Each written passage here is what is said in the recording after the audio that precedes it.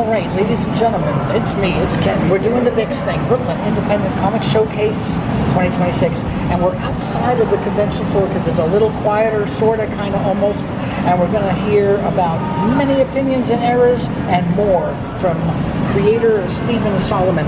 Hey, Steven, how are you, man? Awesome. Talk to me. What's going on? Tell me about yourself as a creator, and then what's going on here. Okay, so I've had a career as a painter and a graphic designer, and after completing a set of 10-year stint working on some text-based paintings that evolved into a stop-motion animation making of set, that was sort of the culmination of a certain wave in my painting, and it was about the pandemic and it reflected the pandemic. And at that moment, I wanted to move back into drawing and no longer appropriating via digital, which I was doing. To some extent, my paintings were processed through computer printouts that I then managed and painted on by hand. I wanted to go back to my own instrument, ink, paper,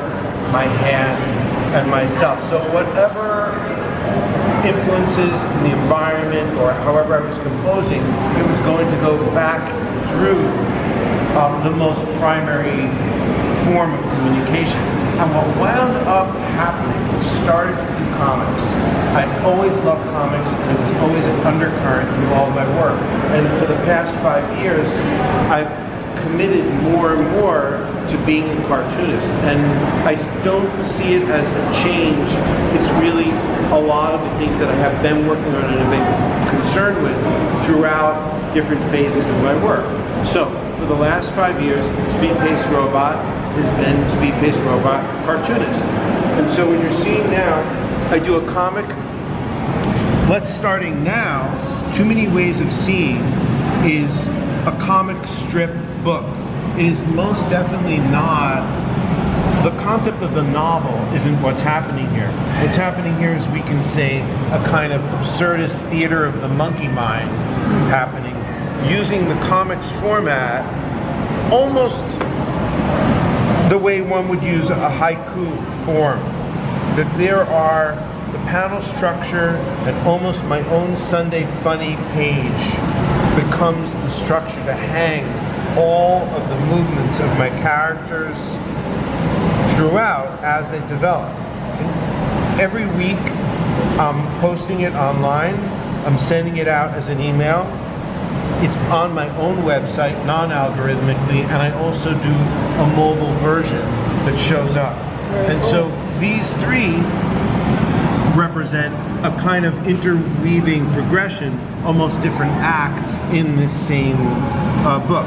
And to pick out the two characters that have Frank, the chip, in his relationship to the world, we can see through his relationship to this comic. So Frank is embodied. Frank may have some of the same problems, but his approach to the problem ultimately is a physical one that resolves differently.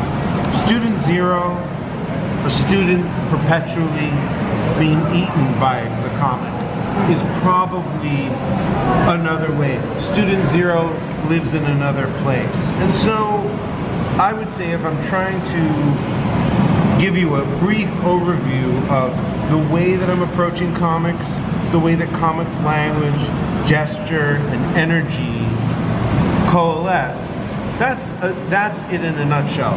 Very cool, very cool. So, wait, can I read this one thing? Joe Flowers taught us, the picture is a situation with energies. Let's use that as a mantra. that's pretty cool. So how important is a show like Bix for a creator like yourself then? Terrific. Bix was my first comics show. I met one of my strongest comics friends, amigo, Nick Bertozzi. We had met before by chance, and then I came to Bix. He was tabling here, and that's where our friendship really kicked off. So I would say that, and then I met some other cartoonists here, and the next year I applied, and I was on the other side of the table.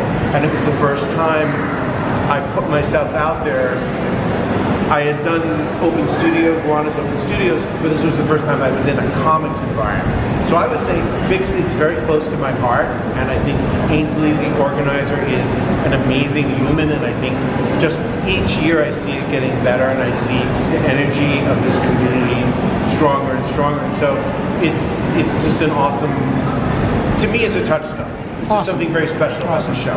Well, I thank you for taking the time with me and bringing me near the heat, because it is a cold day today. You know, this event used to be outside. All right, my friends, from the not table of Steven Soloman, but his wonderful work right in front of us, it's me, it's Ken. I'm going to give you a look at his table before I actually close up the video, so pause for a second. Okay, so here is the booth. It actually looks a lot like the stuff you just saw, because it is the stuff you just saw. And we're going to have links to where you can find Steven's work in the text section of this here thing. But we thank him for talking to us, and it's me, it's Ken, it's Bix 2026. Subscribe, leave a comment on the video, like it. We want you to interact. Okay, my friends, see you next time. Bye. Thanks.